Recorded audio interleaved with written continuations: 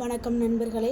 உங்கள் சமையல் அறையில் தினமும் இருக்கும் ஒரு சிறிய மசாலா பொருள், ஆனால் அதில் மறைந்திருக்கும் மருத்துவ சக்தியை பற்றி உங்களுக்கு தெரியுமா? அதுதாங்க ஏலக்காய். பெரும்பாலானோர் ஏலக்காயை பாயசம், பிரியாணி, டீ அல்லது இனிப்பு வகைகளில் வாசனைக்காக மட்டும் பயன்படுத்துகிறாங்க. ஆனால் ஆயுர்வேதத்தில் ஏலக்காயை மசாலாக்களின் ராணி என்று அழைக்கிறார்கள். வெறும் 2 ஏலக்காயை தினமும் 7 நாட்கள் சரியான முறையில் சாப்பிட்டால் வாய் துர்நாற்றம் குறையும், செரிமானம் மேம்படும், வயிறு உப்பசம் குறையும், உடலுக்கு ஆன்டி ஆக்சிடென்ட்டுகள் கிடைக்கும், சிலருக்கு இரத்த அழுத்தம் கட்டுப்பாட்டில் இருக்கும், நோய் எதிர்ப்பு சக்தி அதிகரிக்கும். ஆனால் எல்லாரும் இதை சாப்பிடலாமா? எப்போ சாப்பிட வேண்டும்? எவ்வளவு அளவு சாப்பிட வேண்டும்? அதிகமாக சாப்பிட்டால் என்ன பிரச்சனை வரும்? அனைத்தையுமே இந்த ஒரு வீடியோவில் பார்க்க போகிறோம். வீடியோவை முழுமையாக பாருங்கள், ஸ்கிப் பண்ணாமல் பாருங்கள். இது உங்களுடைய ஆரோக்கியத்திற்கு பயனுள்ள ஒரு வீடியோவாக இருக்கும். உங்கள் ஆரோக்கியம் உங்கள் கையில் தான். ஏலக்காயில் இருக்கக்கூடிய சத்துக்களை பார்த்துடலாம். ஒரு சிறிய ஏலக்காயில் கூட பல உயிர் சத்துக்கள் இருக்குதுங்க. அதில் முக்கியமாக dietary fibre, magnesium, iron, calcium, manganese, potassium, zinc, vitamin C, essential oil, geraniol, terpineol, limonene, இது அனைத்துமே சேர்ந்து உடலுக்கு பல்வேறு நன்மைகளை வழங்குது. தினமும் ஏலக்காயை சாப்பிடும்போது உடலில் நடக்கக்கூடிய அற்புதமான மாற்றங்கள் என்ன அப்படிங்கிறத பார்த்துடலாம். மாற்றம் 1, வாய் துர்நாற்றத்தை குறைக்கிறதுக்கு ஏலக்காய் உதவுது.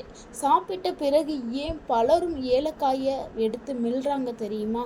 ஏன்னா அதுக்குள்ளே இருக்கக்கூடிய இயற்கையான நறுமண எண்ணெய்கள் வாயை புத்துணர்ச்சியாக வச்சுக்கிறதுக்கு பயன்படுது. சில ஆய்வுகளின்படி ஏலக்காயில் உள்ள சில சேர்மங்கள் வாயில் இருக்கக்கூடிய சில பாக்டீரியாக்களுடைய வளர்ச்சியை கட்டுப்படுத்துறதுக்கு உதவுது. இதனால் பேட் பிரெத்து, மவுத் ஓடர், வாயில் ஒட்டியிருக்கக்கூடிய உணவுகளுடைய வாசனை, இது எல்லாமே குறையும்.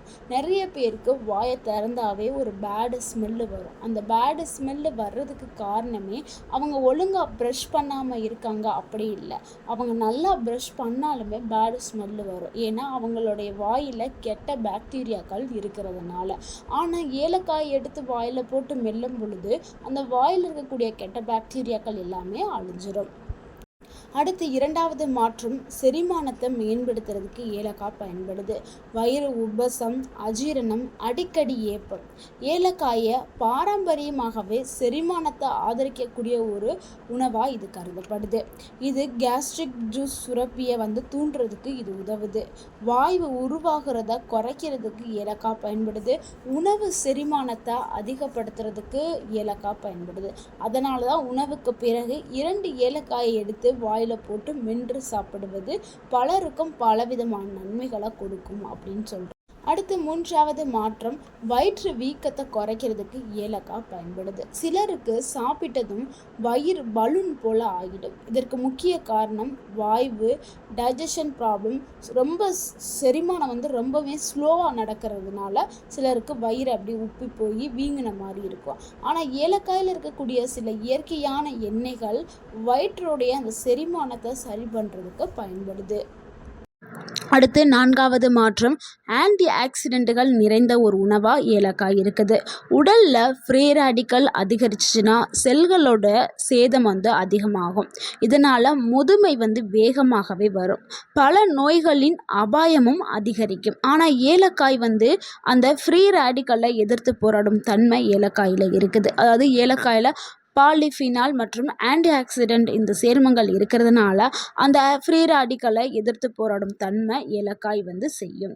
அதே மாதிரி ஆக்சிடேட்டிவ் அழுத்தத்திலிருந்து குறைக்கிறதுக்கும், இதனால் முதுமை தாமதமாக்கப்படும். எப்பொழுதுமே ஒரு இளமையான தோற்றத்தை பெறலாம்னா நம்ம ஏலக்காயை எடுத்துகிட்டே வரலாம். ஸோ ஏலக்காயை தொடர்ந்து எடுக்க எடுக்க உங்களுடைய இளமை பாதுகாக்கப்படும். அடுத்து 5வது மாற்றம் இதயத்தை ஆரோக்கியமாக வச்சுக்கிறதுக்கு ஏலக்காய் பயன்படுது. சில ஆய்வுகள் என்ன சொல்லுதுன்னா, தொடர்ந்து ஏலக்காயை எடுத்துக்கொண்டு வருபவர்களுக்கு பிளட் ப்ரெஷர் கட்டுப்பாட்டில் இருக்கும். இதில் ஆன்டி ஆக்சிடென்ட் அதிகமாக இருக்கிறதுனால எப்போதுமே உங்களோட இதயம் பாதுகாக்கப்படும். உயர் ரத்த அழுத்தம் இருக்கிறவங்களுக்கு இது ஒரு சிறந்த நல்ல ஒரு உணவாக கருதப்படுது அப்படின்னு சொல்லப்படுது. அடுத்து 6வது பார்க்கக்கூடிய ஒரு மாற்றம் என்னன்னா, நோய் எதிர்ப்பு சக்தியை அதிகரிக்கிறதுக்கு ஏலக்காய் பயன்படுது.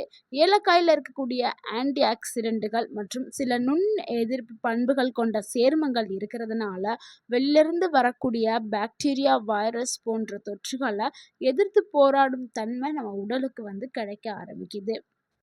அடுத்து நம்ம பார்க்கக்கூடிய 7வது மாற்றம் சளி மற்றும் தொண்டை எரிச்சலுக்கு நல்ல ஒரு நிவாரணியா ஏலக்காய் இருக்குது. ஆயுர்வேதத்தில் ஏலக்காய், சுக்கு, மிளகு, தேன் இவற்றுடன் சேர்த்து பயன்படுத்துவதை வழக்கமாக வச்சுருக்காங்க.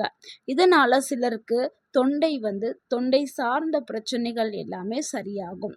மூச்சு நல்ல ஒரு புத்துணர்ச்சி கிடைக்கும். ஸோ அதனால் இந்த ஏலக்காயை பயன்படுத்துகிறாங்க. அடுத்து 8வது மாற்றம் உடல் எடையை கட்டுப்பாட்டில் வைக்கிறதுக்கு ஏலக்காய் பயன்படுது. இப்போ இருக்கக்கூடிய காலகட்டத்தில் நிறைய பேருக்கு என்ன ஆகுதுன்னா, நம்ம எல்லாருமே ஃபாஸ்டான உலகத்தில் இருக்கிறோம். ஸோ அதனால் என்ன பண்ணுறோம், ரொம்ப ப்ராசஸ்டு பண்ண ஃபுட்டு அண்டு ஜங்க் ஃபுட் இது எல்லாமே அதிகமாக சாப்பிட்றோம். இதனால் ஒபெசிட்டி அதிகமாகிடுது. அப்படி ஒபெசிட்டி வராமல் தடுக்கிறதுக்கு ஏலக்காய் பயன்படுது. நம்ம உடம்புல இருக்கக்கூடிய கெட்ட கொழுப்பை கரைக்கிறதுக்கு ஏலக்காய் பயன்படுது. யாரெல்லாம் உடல் எடை அதிகமாக இருக்கிறீங்களோ அவர்கள் ஏலக்காயை தினமும் பயன்படுத்தும் போது உங்களுடைய உடல் எடை குறைக்கப்படும். கட்டுப்பாட்டில் இருக்கிறதுக்கும் இது பயன்படும். ஸோ நிறைய பேர் டயட் மேற்கொள்வாங்க. டயட் எடுக்கும்போது என்ன பண்ணுவாங்க, ஃபஸ்ட்டு உடம்பை டீடாக்ஸ் பண்ணிவிட்டு அதுக்கப்புறம் தான் டயட் எடுக்கணும். அப்படி இருக்கும்போது நீங்கள் டீடாக்ஸாக நம்ம ஏலக்காய் டீ எடுத்துக்கலாம், இல்லைனா ஏலக்காய் தண்ணி எடுத்துக்கலாம். ஸோ இந்த மாதிரி ஏதாவது ஒன்று எடுத்துட்டு அதுக்கப்புறம் நம்ம டயட்டை மேற்கொள்ளலாம்.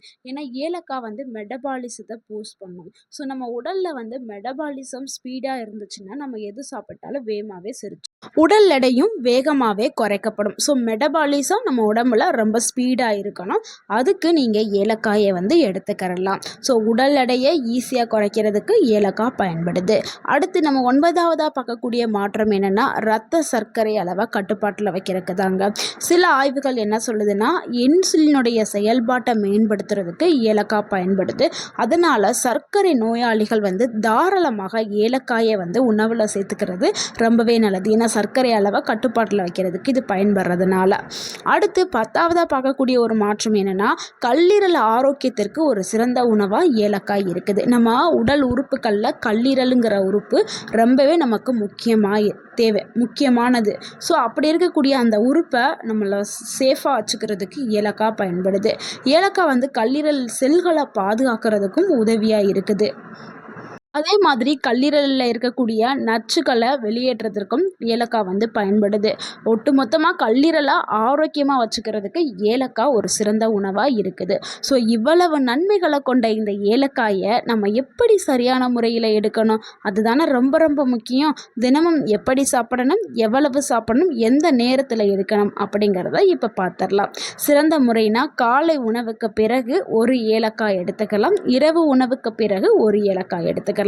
ஆக மொத்தம் ஒரு நாளைக்கு 2 ஏலக்காய் எடுத்துக்கிறேன்னா, ஏலக்காய் விதையை நல்லா வாயில் போட்டு மென்று தாங்க சாப்பிடணும். ஓகேங்களா, இந்த மாதிரி தான் எடுக்கணும். அடுத்து நீங்கள் இல்லைன்னா ஏலக்காய் டீ செஞ்சு குடிக்கலாம்.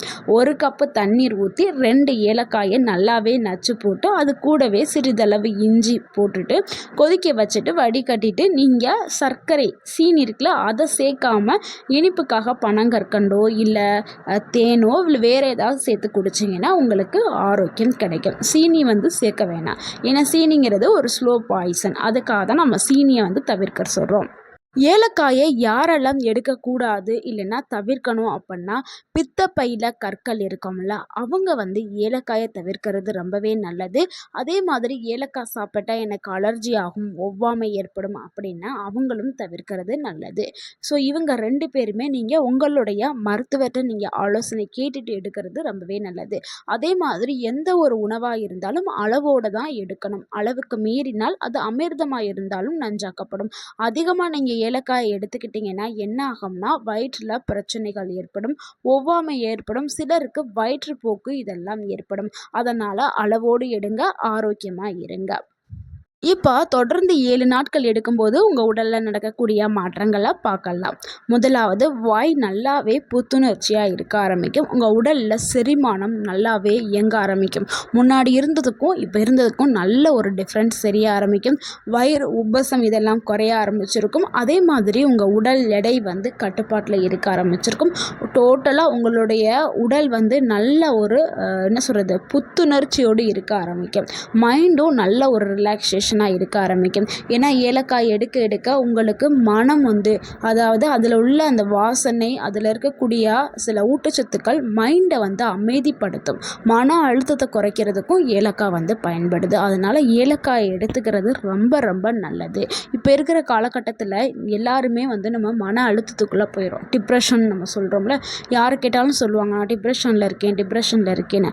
ஆனால் ஏலக்காயை பயன்படுத்தும் போது அந்த மன அழுத்தம் குறைக்கப்படும். ஸோ ஏலக்காயை எல்லாருமே எடுத்துக்கொள்ளுங்கள். நண்பர்களே, உங்களுடைய ஆரோக்கியத்திற்காக ஏலக்காயை நீங்கள் உங்களுடைய உணவில் பயன்படுத்த ஆரம்பிங்க. இன்னையிலிருந்தே ஸ்டார்ட் பண்ணுங்கள். இந்த வீடியோ உங்களுக்கு பயனுள்ளதாக இருந்திருந்தால் இந்த வீடியோக்கு ஒரு லைக் பண்ணுங்கள். இந்த வீடியோவை உங்களுடைய ஃப்ரெண்ட்ஸ் அண்ட் ஃபேமிலிக்கு ஷேர் பண்ணுங்கள். மறக்காமல் நம்ம சேனலை சப்ஸ்கிரைப் பண்ணுங்கள், சப்போர்ட் பண்ணுங்கள், கமெண்ட் பண்ணுங்கள். தேங்க்யூ ஃபார் வாட்சிங் அண்ட் வாழ்க வளமுடன். உங்கள் ஆரோக்கியம் உங்கள் கையில் தான். நன்றி, வணக்கம். மறக்காமல் இன்றைக்கே ஸ்டார்ட் பண்ணுறேன்னு கமெண்ட்டில் கமெண்ட் பண்ணுங்கள். Thank you.